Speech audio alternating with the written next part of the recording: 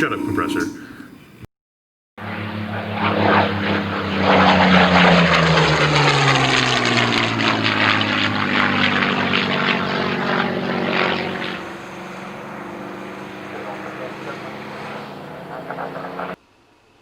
What's up, everyone? Matt here with Dukes Models, and welcome to part 4 of the P40F build.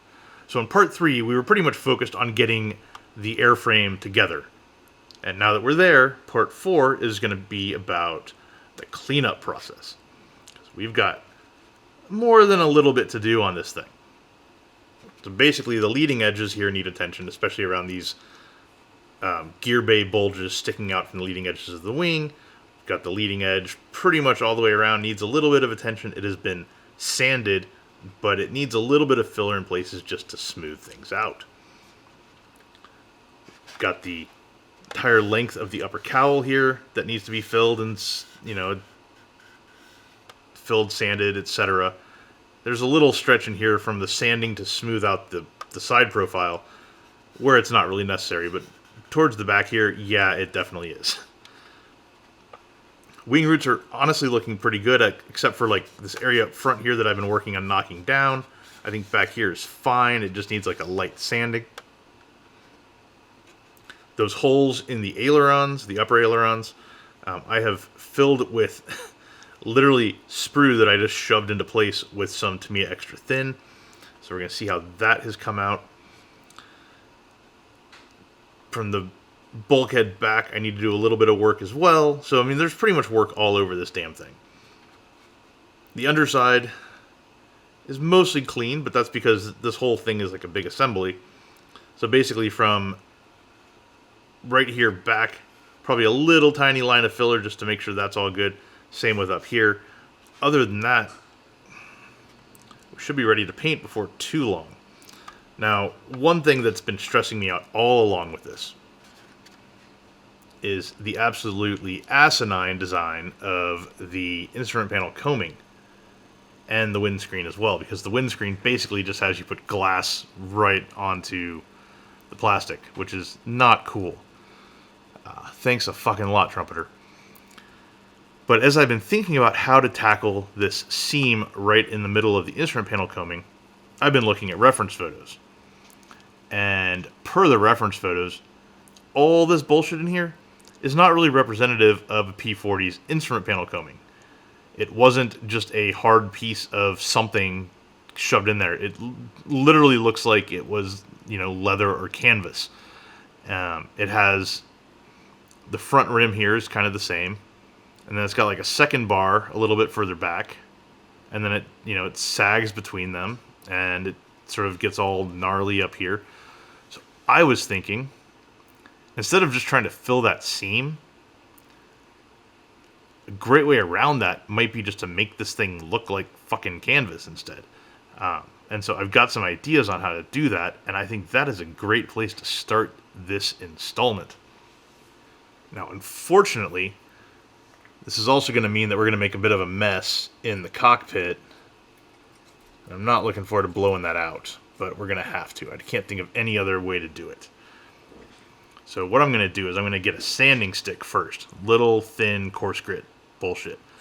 And my mission with this, I won't be able to do it on screen because I need to hold it at such an angle that it's not going to fuck any of the stuff going on in here up too bad. But my mission is to basically come in here and these edges, to round them off. So they are no longer edges, but they're, making this thing look more like a half circle, essentially. So I'm going to do that, and we'll be right back. Alright, so now that I've sanded on the corners and marked where I'm going to have the frame line going through here, I'm taking this cool Ninja Star looking doohickey that's a scraper, and I'm basically scraping out sort of an indented curve in the rest of the shit down here.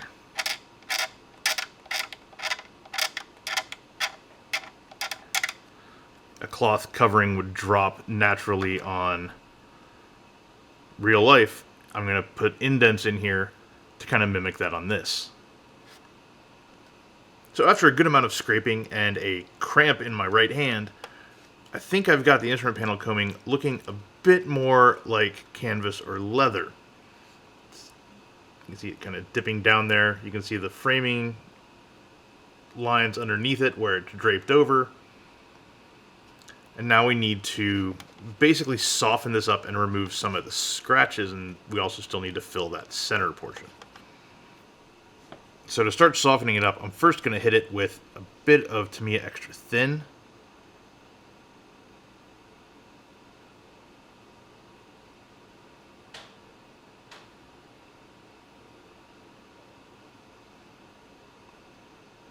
The goal of this is basically to help smooth out the worst of like the scratch and dig marks. And so I'll just let that dry for a few minutes. While the instrument panel combing sets up, I'm going to get a start on filling these stupid holes in the side of the fuselage that I guess are apparently for some very early variant navigation lights, and they're just not present at all on the F. So Trumpeter hopefully, I guess, gives you clear parts to stick in there, which are parts N1 and 2, and I'm just going to stuff them in there, add some extra thin, and then kind of fill in sand on top.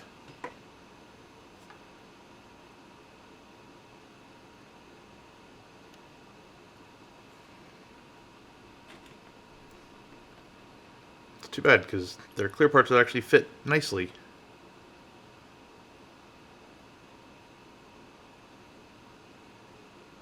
But there, do your thing, extra thin.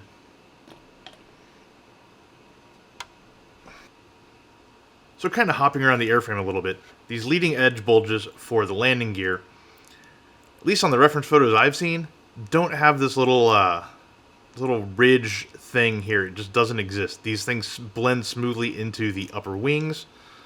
And so I've been working on, come on, focus, on removing that little ridge and getting this smooth before I hit it with putty so that I'm not having to sand all kinds of shit down. And so just to show how I'm doing this, basically it starts with some rough sanding sponge.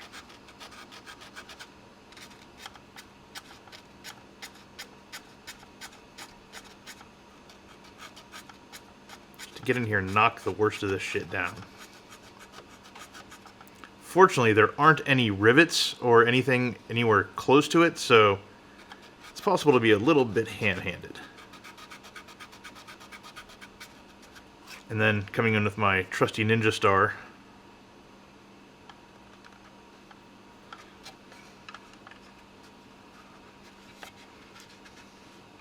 finding a good angle here.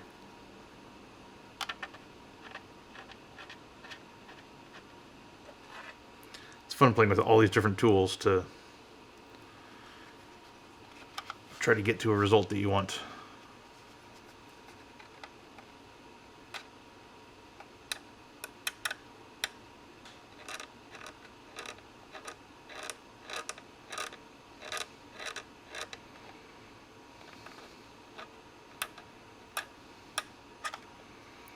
And so then when I come in here and fill in sand later, it'll be a lot easier because I'm just smoothing out that one little line as opposed to trying to reduce that band.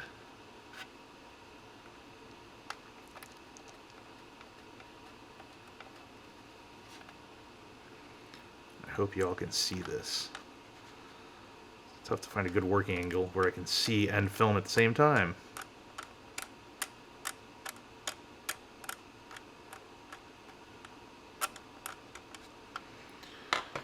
So that's looking pretty decent. Ball this guy up again.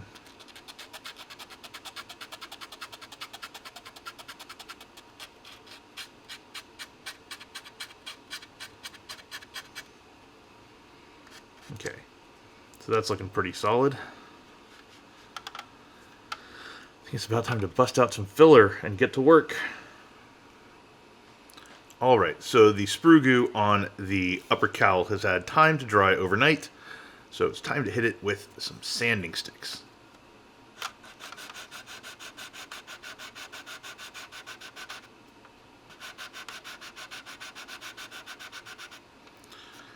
pick back up once I get this sanded down a bit, because it's really fun watching people sand shit, right? Okay, sanding is complete, and it's looking pretty good. I think I'm probably going to have to get in here and hit it with some Mr. Surfacer 1000 or something like that, just to remove some of the scratches and give it a final polishing sand before paint. But yeah, we're in a nice place with that. So it's time to move on now to more general filling, and also to dealing with this little tiny seam right in there.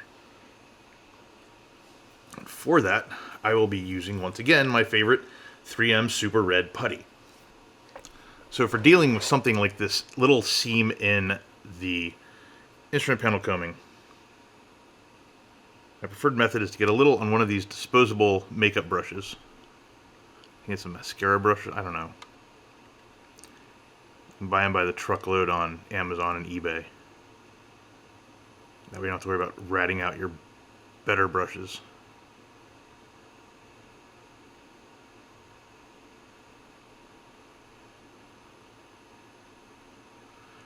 And just do that and kind of leave it. And while we're doing that, I'm going to come in and get these little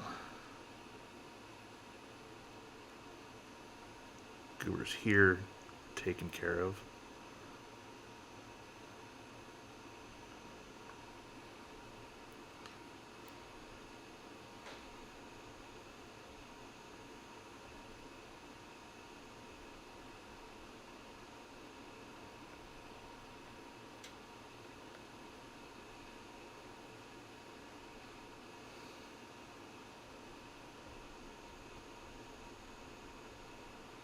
Intentionally going a little bit heavier than I normally would. I know this will shrink back a little bit. I want it to have the body to cover.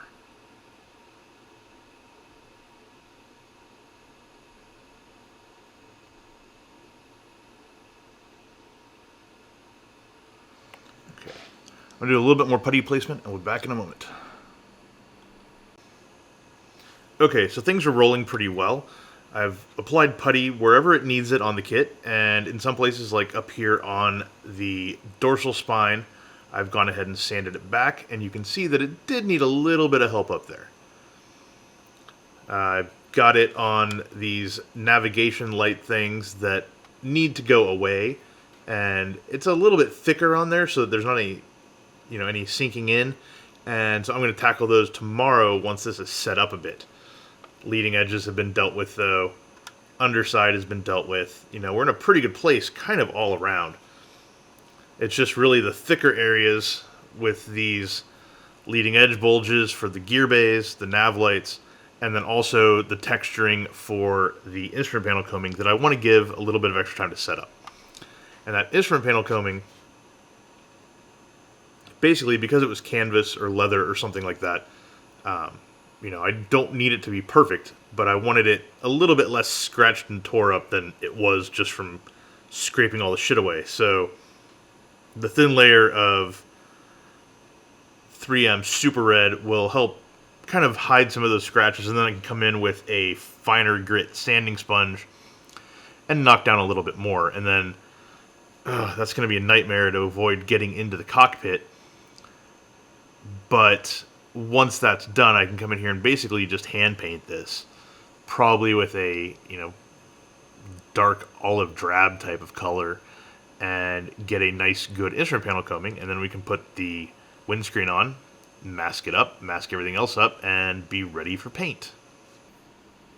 Alright, cleanup has gone pretty well overall on the P40. As you can see, a lot of shit has been sanded down. I'm particularly happy with the way that the wing bulges here are looking. The putty is nice and smooth around there, kind of locking everything in. I think I might need to knock down just a little bit in this corner, but we can get to that in a few minutes.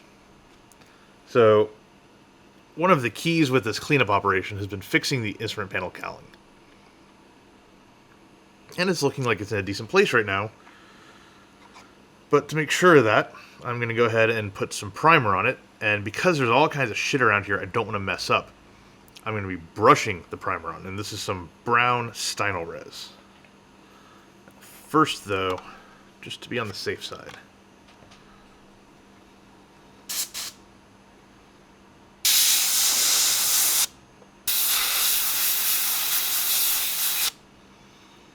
hose that shit out. Set this back down.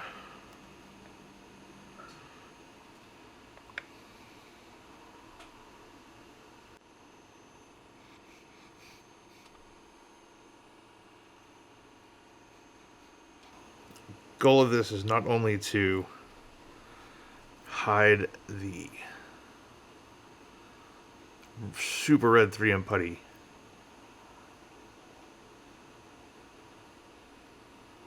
to give us a sense of what this looks like without all that crazy saturation and contrast going on.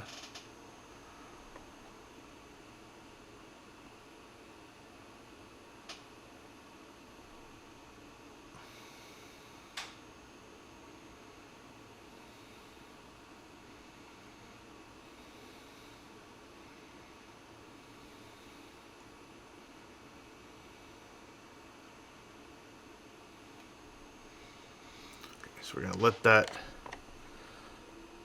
do its thing for a while.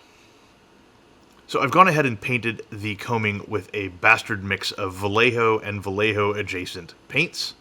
This is the lovely slurry that I've got going on. And it's basically a dark brown, gray, green kind of thing made up of Vallejo Panzer Aces dark rubber, Scale 75's Warfront Grau, so gray essentially, Vallejo German Camouflage Black Brown, a nice darker brown, and Vallejo Camouflage Olive Green. Just a dash of this, basically. And so that's got us a nice starting base for a kind of like a canvasy instrument panel combing. I'm going to come in here and weather this up more before the windscreen goes on and all that kind of stuff, but I'm pretty happy with how that has come out. I've also applied some Stynylrez primer, just brushed on to check how things are going with the cleanup in other areas. I think it's looking overall pretty damn good. Come on, focus. There we go. So I think these bulges are nicely blended in, for example. I think we've got some pretty solid stuff here. It's really hard to see if I've got this little area sorted out or not. So that might have to be addressed a little bit later. I think the nav light fills have worked out nicely. And so it is time to do another little pass just to make sure everything is happy. And then we can probably move on to attaching the windscreen and getting this thing ready for primer. Okay, so I've got the instrument panel combing all weathered up and ready to go. I've also painted the rearmost frame of the windscreen, both on the outside and the inside. And now comes what is maybe the diciest part of the entire build, and that is gluing this fucking thing down. Why? Because on the edges here, there is no framing. If you look, it's just that, which is a lot of bullshit. I'm honestly rather mad at Trumpeter for molding it this way, but what can you do? You can say fuck it and glue it down anyway.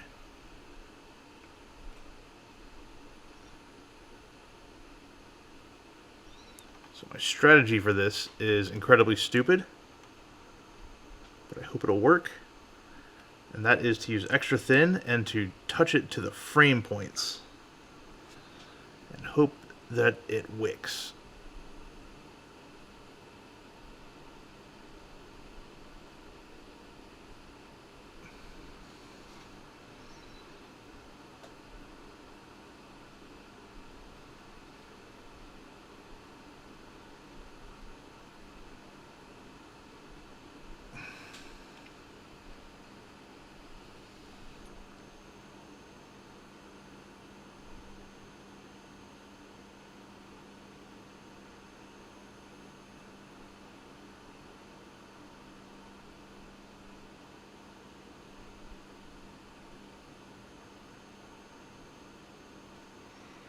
I think I've got it.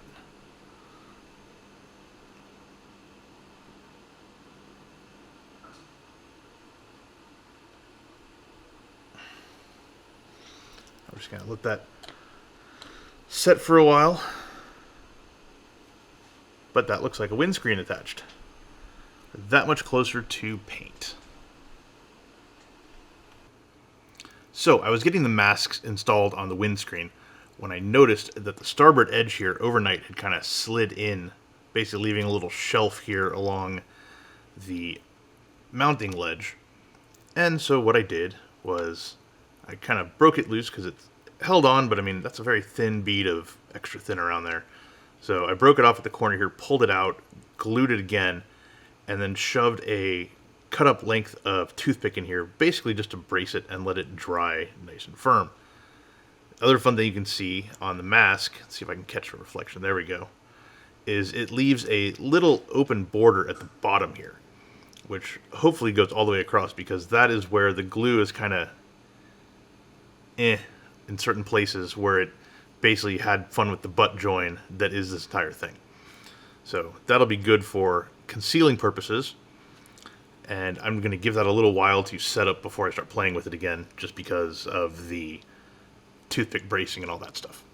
So I'm going to move on to masking up the windscreen.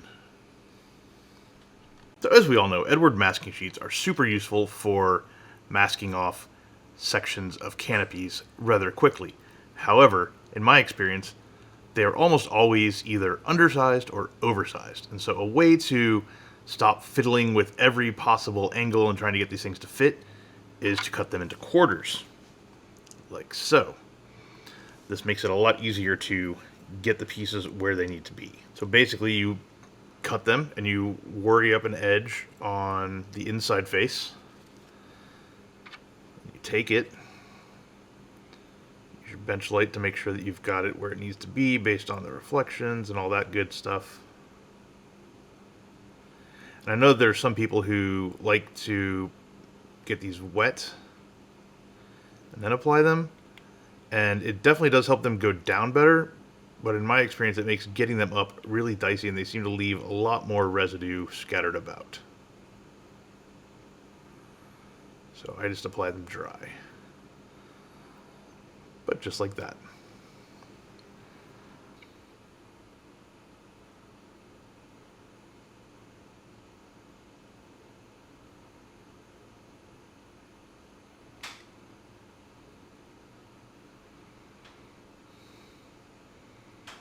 Alright, I jumped ahead a little bit, so let's pause for a quick catch-up. As you can see, the P40 has been primed in Mr. Surfacer 1500. Everything is looking pretty good. We'll get to some of the small little details here in a moment. The windscreen has been masked, and I'm still not a fan of the engineering of this thing. I've masked off the cockpit sill rail things down here and the scallop window interiors. And the reason I haven't masked off the entire cockpit is because A, I just don't want to. B, all the stuff sort of back here around the seat is dicey at best to mask off, and I found another solution. So the kit gives you two canopies. I don't know why they look exactly the same. I've inspected them pretty closely. There seems to be no real difference. But since the other one's already masked off, what I did with this one was I went in, I installed some little plastic strips along the lower edge of the of the canopy on both sides, and that allows it to go down on top and lock into these little rails here and basically protect everything. It's not on quite yet because it overhangs this little part of the dorsal section of the fuselage right behind the seat and the bulkhead, and so I need to go in there and paint those first before I install this. And I've got a plan to do that. Basically put a little piece of card or something right here and spray sort of from the back forward just to get this all middle stoned up. That's about that. I also went ahead and masked off the windscreen, scallop windows, all that fun shit. That's waiting in the wings. Before we come back to the plane itself, let's go ahead and look at one more thing. So I got the spinner all primed up and pretty much ready to go. It's not perfect. The brake line here between the front of the spinner and the sort of base plate of the spinner, I'm not super happy with. It's a little bit gunky, but honestly, it has taken about as many fucks as I'm willing to give it and it will just sort of have to do. Now, I also went ahead and primed the prop blades with some Gaia Notes Evo Surfacer Primer, their silver variety, and I fucking hate it. It is way too sparkly, way too grainy in terms of pigment. It's actually very smooth, but it is grainy as all hell. My hope was to paint it basically silver and then come in with black on top and sort of sand and chip and grind away to replicate the very burnished and worn look that a lot of desert theater props had. But I'm clearly going to have to put some LP11 or something else on top of this, because this just will not work. Alright, back to the plane itself. So, a couple things. I went ahead, as you might have noted, and painted the rudder in the French flag colors. The blue is certainly open to debate. If you look at photos and archival video and things like that, it really seems to shift around quite a bit. I've got some photos that show it looking almost as light as the azure.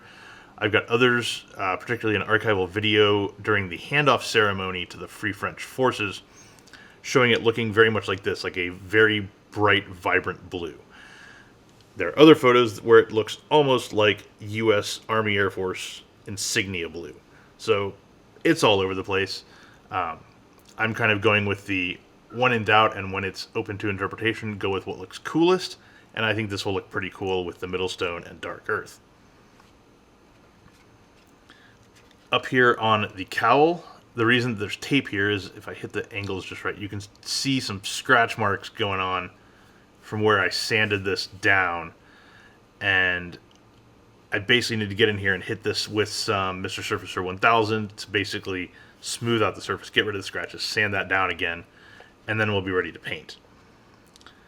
Other things that are fun, if you look at the rear portion of the wings here, this is basically where the flaps are housed on the underside, right there. Well, thanks to all the shit that the Trumpeter put in here to facilitate building the flaps extended, we have sink marks. Yay. Fortunately, just due to where they are and kind of how they're arranged, it almost looks like some oil canning. So I'm just going to leave them, because oil canning looks cool. And they probably won't be all that visible once you've got all the camo and weathering and shit like that going on. But if you really, really care about getting rid of sink marks, pay attention to this area, because you're going to need it. So yeah, that's about where things stand. It is now time to get out the Surfacer 1000, fix up the top of the cowl here, and just keep moving right along.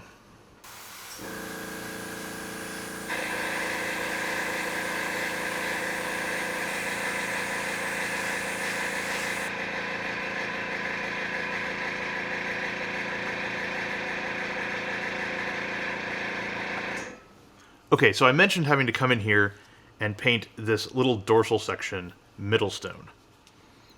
So I've gone in, and as you can see, I've put some Tamiya LP11 silver down. I'm going away from black basing on this build, but that doesn't mean that we're not going to be putting some fun shit under the paint. But right here, I'm not going to worry about it. It's just going to be middle stone.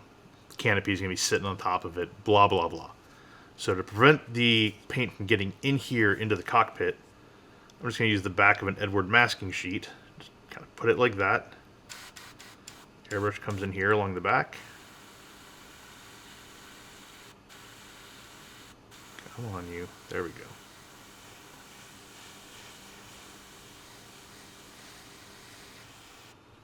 Okay. There we go. Got some middle stone. Thicker than I would like, but I want that area just settled.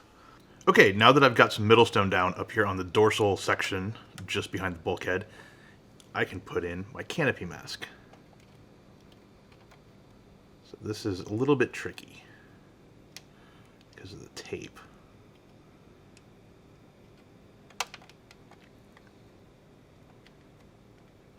But there we go, just like that. Nice and easy. And then as I start spraying a bit more, I'm going to put some tape from the scallop windows here to cover that. But as you can see, the back of it just barely goes over where the where that dorsal area starts. So, good times. The reason I want to do this now is I need to go ahead and spray the windscreen frames with interior green, which is a slightly tedious task because spraying it light makes these quite transparent, so it takes several coats. Or I might, actually I'm going to spray it like this, then I'm going to hit it with some black before I come in with the silver and the middle stone and all that good stuff.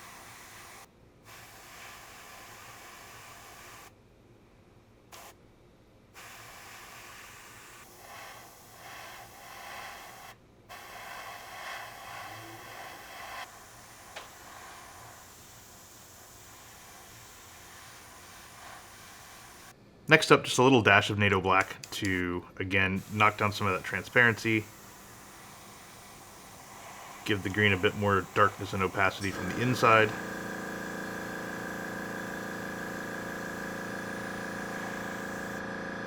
Same thing on the canopy.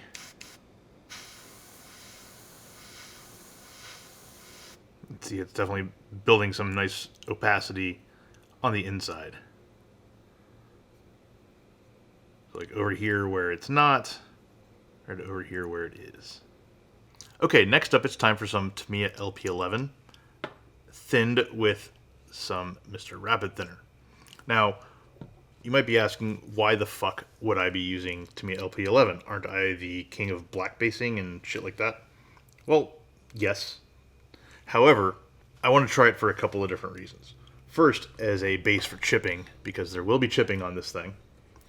Second, because Middlestone, our fun, light mustardy color here, goes down very awkwardly over black. It's kind of common to a lot of tans and browns where they shift a bit with black underneath them. They're either a bit darker or muddled, or they might shift blue or shift green, or they just take longer to build opacity.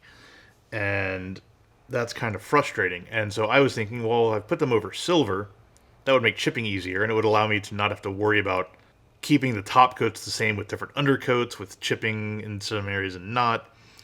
And so I figured if I'm going to try it on anything, I may as well try it on this Trumpeter P40F, which is already a bit fucked from an accuracy standpoint anyway. So it just seems like a good one to do some experimenting on.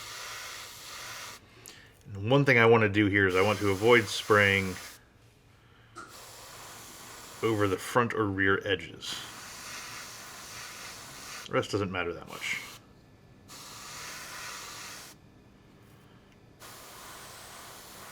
But if you look at reference photos of P40s, the windscreens and the canopies of these things definitely got banged up.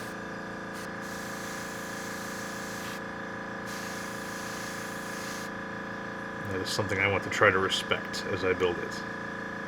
Okay. Looks pretty good on the inside there. Looks nice on the outside. Okay, so we're going to start on the underside. Because why the hell not?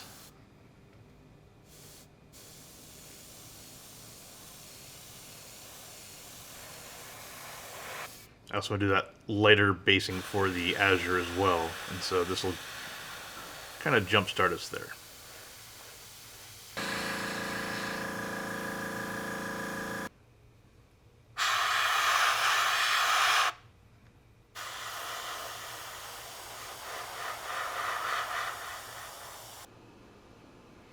Alright, the P40 has been LP11'd, both top and bottom, and is now pretty much ready for paint. So I think this makes a natural breaking point for episode 5, and we will pick back up in episode 6 with actually painting this monster. So thanks for following along. Again, hope this is proving useful and giving you some tips, ideas, entertainment value, and shit like that. And I will catch you in the next episode. Later.